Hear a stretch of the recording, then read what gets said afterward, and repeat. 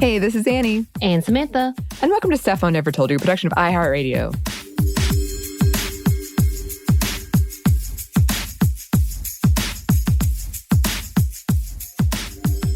And welcome to another edition of Happy Hour.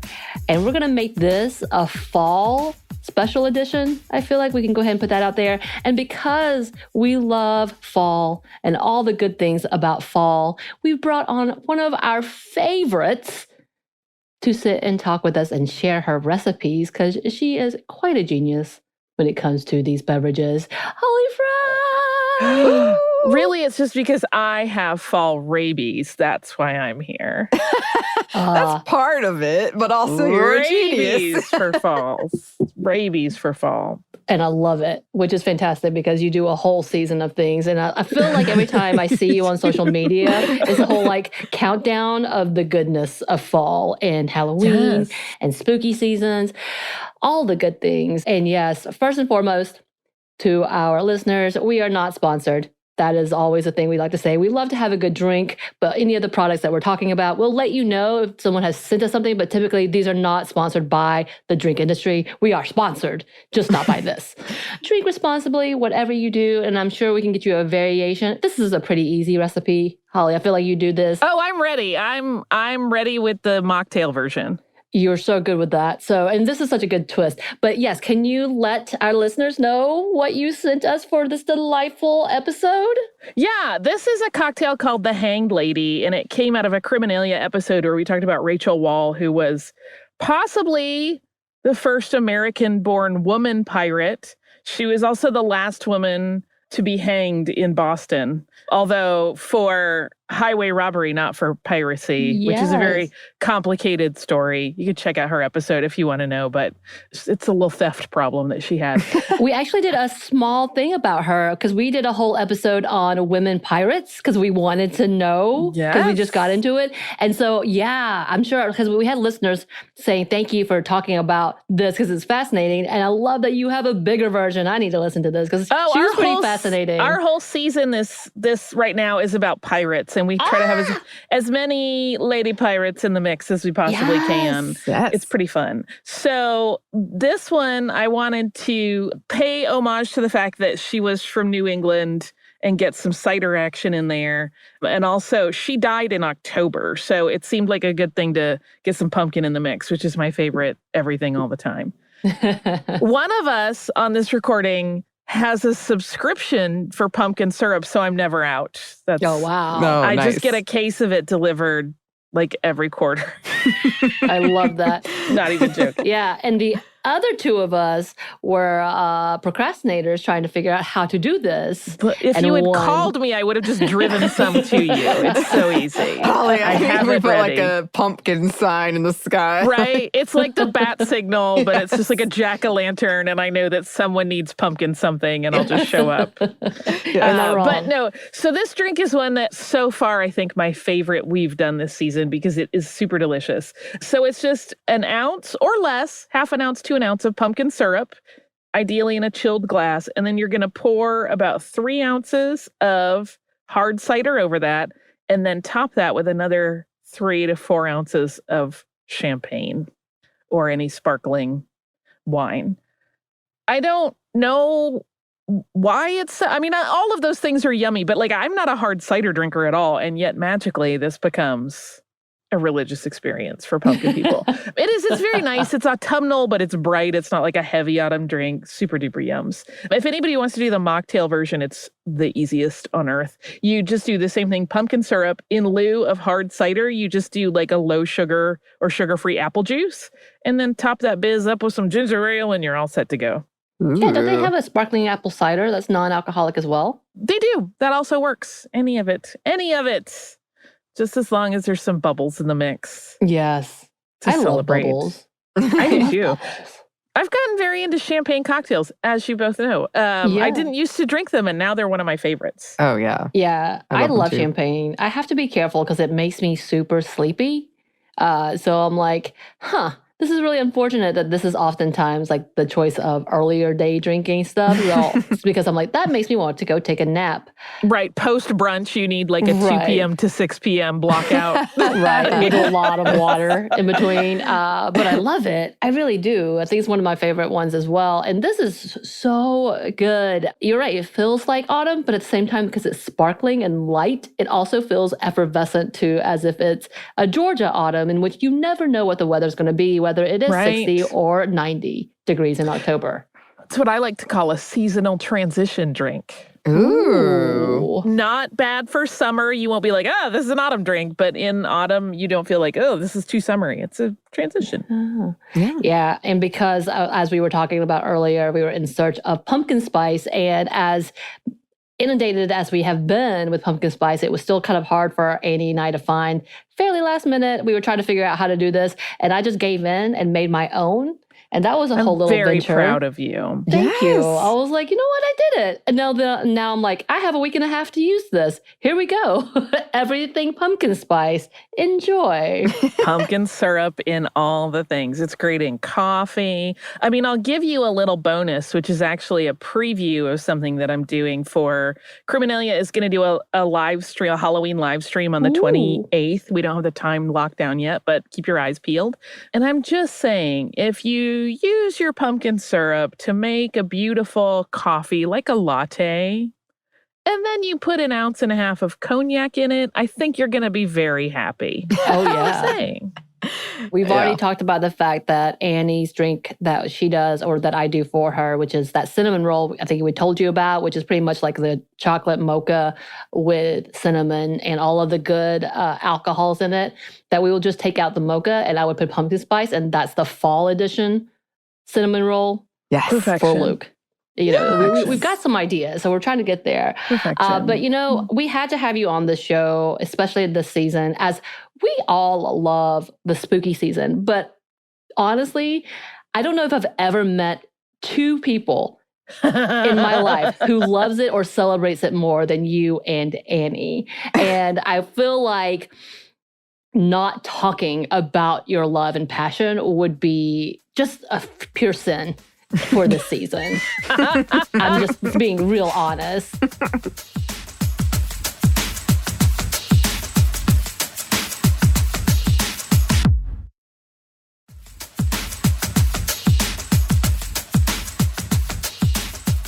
So I need to know, what is it, both Anney and Holly, about fall and specifically October and the spooky season that you love? And what is it? Is it like something from the past? Does it bring you somewhere? Or like, is it because you're so like imaginative, so therefore you can just really go all in? What is it? Anney, you go first. Oh, no. Or we can tag team, however you want to do it. Yeah. It's a really good question, because it's one of those things where it's hard to pinpoint when this happened for me.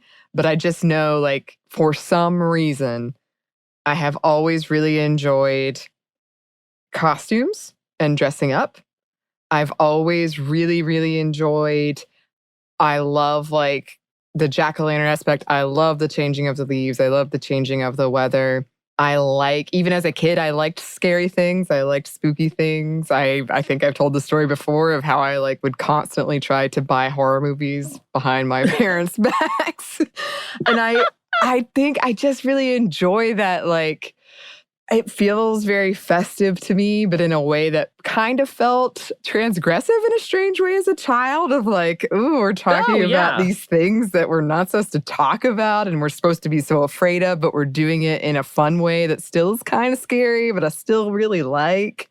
And it's just, from there, it's just become something that I really enjoy. I love the flavors, I love the colors, I love the dressing up, I love the horror. And I love being around people who also love that. And I think it's a great stress reliever for me.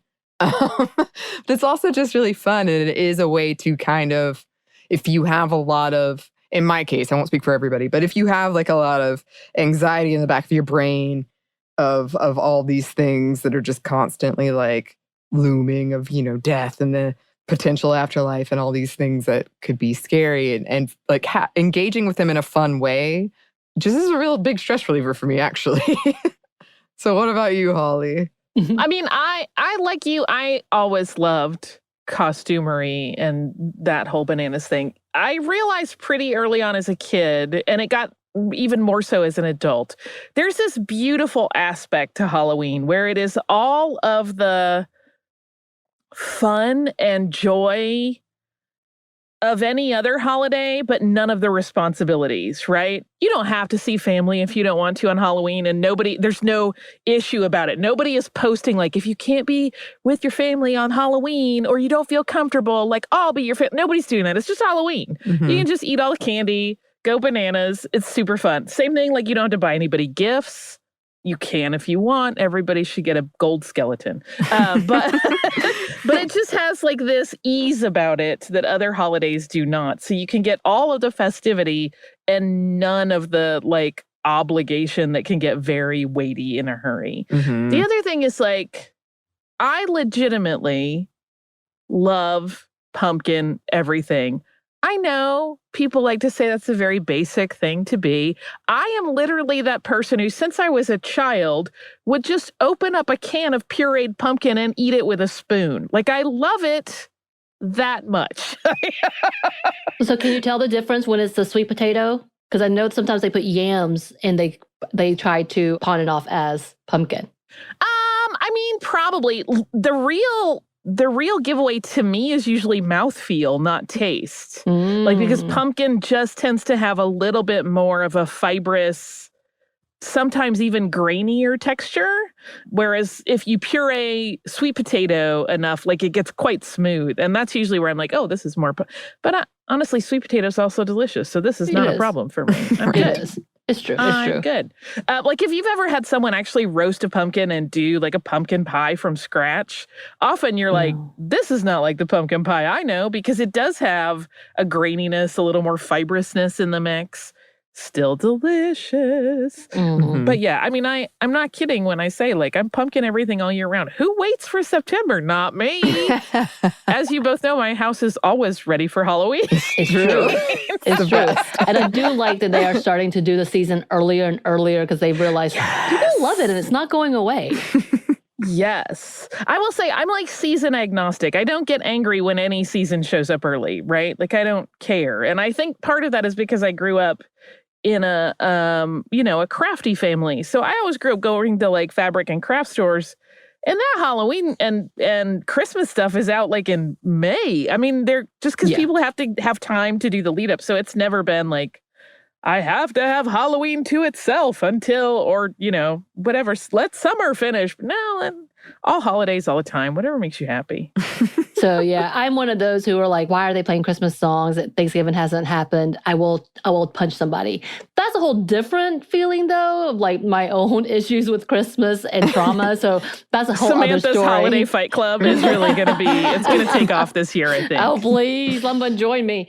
I have friends who believe the same thing. But as you were talking about being crafty, what is something that you have crafted, both you and Anney, maybe through the season that's one of your favorites, like through the past, whether it's a costume, whether it's a decoration, or even a drink or food? What is something that is fall season that you have done that is something that still lingers in your memory as one of your favorite moments? Oh, that's hard. Yeah, I know. It's tough. I mean, I'll just out myself. I was an hour late to this because I got the time wrong. And I will tell you that time that I spent was making an outfit for Halloween things in Disney World. Yes. Fully support this. There's always something going on crafty or, Oh, we know. Yeah. You're like, I've seen your messy sewing room, lady. I know what's up. The fact that you've made things for everyone around me and myself, but like my partner will not take off the shirt that you made him. Yes. That makes me so happy. He is so excited about it. And then I'm like, you can't keep asking her to do shirts for you. He absolutely can. I love him. I will make him a shirt a month if he wants. That's fine. Don't tempt him. But yes. You're like, don't let him ever hear this audio. I know. I'm going to have to hide this. So Anney, what about you? 3 things come to mind. The first time when I was 8, and I made, you can see it, but the listeners can't, but this is a Jedi robe that I made for my character. I created Terra Polaris, and everyone would be like, oh, are you Obi-Wan Kenobi? And I was like, I'm Terra Polaris. I Jedi. love everything about the same. Everything. Everything. I felt so good about it because I like created this whole thing and the outfit, and I still like have it. And then food-wise, I made these like pumpkin pie pasties that were like dumplings but with pumpkin pie in the middle, and they were so good. They were so good. And that's just been like, they're kind of difficult to make. They're not super difficult, but they are an undertaking, so I don't make them that often. But I just think back fondly of the time I made it and I bit into it for the first time, and I was like, oh my God. This is oh my so God, good. I need those so that we can dip them in my homemade pumpkin spice syrup. Just there you go. More pumpkin all the time. Yeah, we're just going to make this whole thing. And then I was trying to find it. I still have it in here somewhere. But the time I made my Black Swan outfit, which I just told Samantha about, which was one of my first like big costuming ventures as an adult. And it turned out really well and I really liked it. And so even though I probably will never wear it again, maybe I will, but I can't throw it away because I was like, it's so good. People throw away costumes? I don't, but I feel like there's times where I'm like, I'm never going to wear this again probably, but I'm going to keep it nonetheless. Now, I will say this. We have a costume overload situation at this point. It started, what year did we do that? There was a year, was it 1999? You guys were all children. Where we did, for Dragon Con, some very large-scale, like mascot-style Nightmare Before Christmas costumes. Oh, yes. And we won the masquerade. Ding. But we still have them.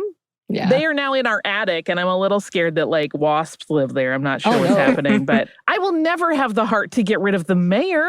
He's the mayor. Right. Like, and Brian actually has trotted his Oogie Boogie out a lot, because we did, like, a big foamy Oogie Boogie that, like, looks like Oogie Boogie. Sometimes you see a little Oogie Boogie, and I'm not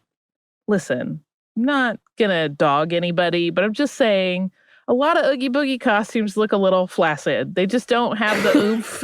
Like, they don't look like they're full of bugs, which they should. Mm-hmm. That's all I'm saying.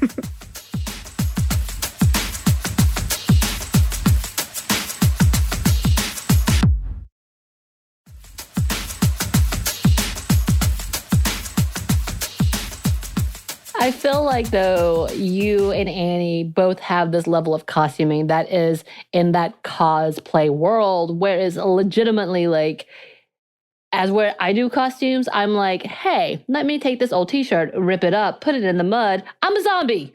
Stuff like that. It's great. And I just put like makeup on my face. But that's not something that I would hold on to as like, I've created this amazing costume. Yeah, that's a valid point. You know what I mean? So it's a little different. Like, you have the cherry. I'm very scared of your cherry. But it is a legitimately great like prop costume that I'm like, yeah, you should never get rid of it. I don't want to be on it. I don't want to be near it. But there it is. It's amazing. I feel like we maybe should give slight context for that. So I made Cherry the chair from Pee-wee's Playhouse, and it's a puppet. I can stand in it and puppeteer it. Like, the back is hollow, but it is also a piece of furniture in our house because I made it so that people could sit on it, which I think both of you have. Yes. Yep. And it's amazing. Samantha with fear in her eyes. But yes. Yeah. I think we've told the listeners I have a really weird fear of life-size objects coming to life. And it's big, and it has cherry, eyes. It has a mouth, it has eyes, and sure, it's a sweet thing on Pee-wee's Playhouse. I know it is.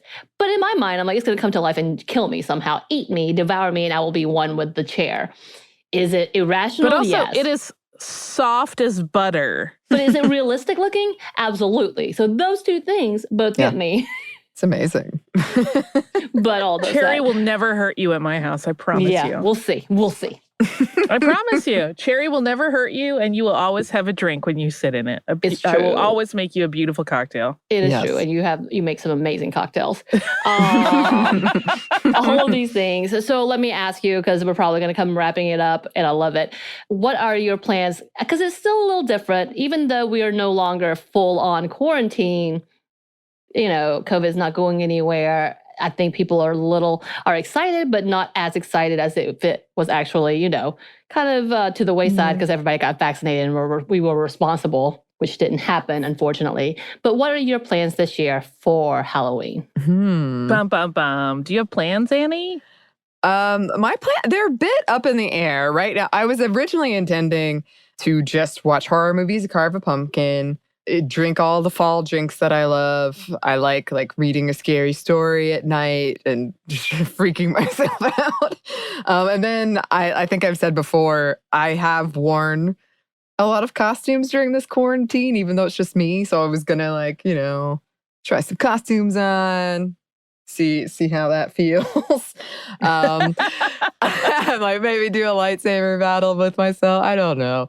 It'll be fun, whatever it is. I do have some friends who are like, maybe we could all hang out and, play scary games and watch scary movies and drink these fall drinks together. So I have faith I like Halloween. It'll be whatever happens, I will enjoy it. But it's a bit up in the air. Yes. Okay. Did either of you, have you watched the Muppets Haunted Mansion special? Not yet.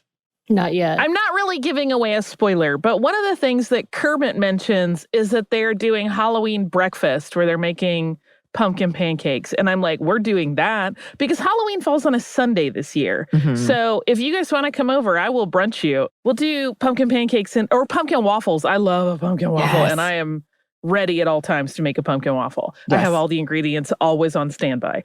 So I'm going to start the day like that. Mm-hmm. I don't know if we'll do much dressing up. We do usually events leading up to Halloween, and then Halloween we tend to lay low a little bit. Because it's one of those things, like if you go out on Halloween, there are a lot of people that go out and do not know how to drink responsibly. And it always feels a little dicey if you're out at and especially now when everyone should be careful and have their wits about them and, wearing your mask. And we all know mask use falls as alcohol consumption goes up. So that is not super appealing as a fun time. Right. We're going to Disney and going to do some Halloween parties there, which I did get to do already with Anney Reese. I did one and I'll do another in a little bit. It's so fun. But on the day itself, I'll get up, we'll make waffles for all of us, apparently. And then I usually cook all day and make it like a feast day. And usually I end it. I have this weird tradition where I end Halloween in all black. This sounds very silly, but it's honestly, there was a witch costume that my mom made me when I think I was 7. And it was basic. I mean, my mom was an exquisite seamstress, but this was not the evidence. It was a very basic, unstructured robe-style pullover thing with jagged cut hems and a little cute hat that she did a really lovely job on. And, there was some epiphany situation that took place in there where I was like, I want to wear this for the rest of my life. And I did wear it for 3 Halloweens in a row until I had grown enough that it was a little mini dress. And I just realized there is this magic of Halloween about deciding who you are and how you represent yourself to the world. And that's part of the appeal as well, kind of looping back to your earlier question. And so I always like to finish Halloween in a basic black, usually kind of witchy, simple, slightly ghoulish chic kind of situation. Yes. I love it. That's how we'll wrap the day. I love this. I will be there and I will bring my own personal waffle iron that I received from you. Oh, you Holly. did. That's right. You got it for me. It's a skull. And I have waffle mix ready to go. It's a pumpkin spice. I bought I did too. I was ready to go. So I was so excited. But I feel like we can have pumpkin waffle potluck and it could be amazing. We can make 3 pounds of bacon and a bunch of waffles and sausages and also cocktails. And maybe I'll scramble some eggs. We'll put some turmeric in the eggs to make them golden and beautiful. What? We have a plan. Sounds delicious. Y'all, sounds so good. I'm so excited. I'm not so even excited. joking. See you on the 31st. Let's say 11, excited. Not too early. 11 may still be too early. Let's be honest. I'm fine with a 2 p.m. brunch. I'm a late sleeper. That's how I like to roll. I like to make it ma'am. almost Brenner. Yes. But thank you so much. And can you please, I know our listeners probably already know, but let them know where they can find you so they can follow your amazing crafting / all of the good recipes / all of the good stories. Holly. So I'm on Twitter as Surliest Girl, and I sometimes just pop out cocktail recipes there that have nothing to do with any work event. And on Instagram is SurlyGirly5. And then Criminalia usually gets posted as #Criminalia. We have not been posting all of the cocktails lately, but there's always one at the end of every single episode. And we did an imposter season where we did all mocktails. And we had such a good response that now every cocktail comes with a mocktail version, because there are lots of people who want to get in on a festivity but maybe don't drink for whatever reason. So there's always a mocktail waiting for you at the end of Criminalia if you are not a drinker. And then Stuff You Missed in History Class continues to truck along many times a week at this point. So you can catch that on social as Missed in History.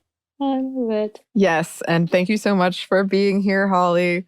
Cheers to Cheers. It is my great delight. My drink is empty almost, so this is perfect timing. Excellent. Cheers you and drink the last ½ ounce. Yes, perfect. And we look forward to this brunch that I'm very excited about, but also having you back sometime. Listeners, go find Holly if you have not already.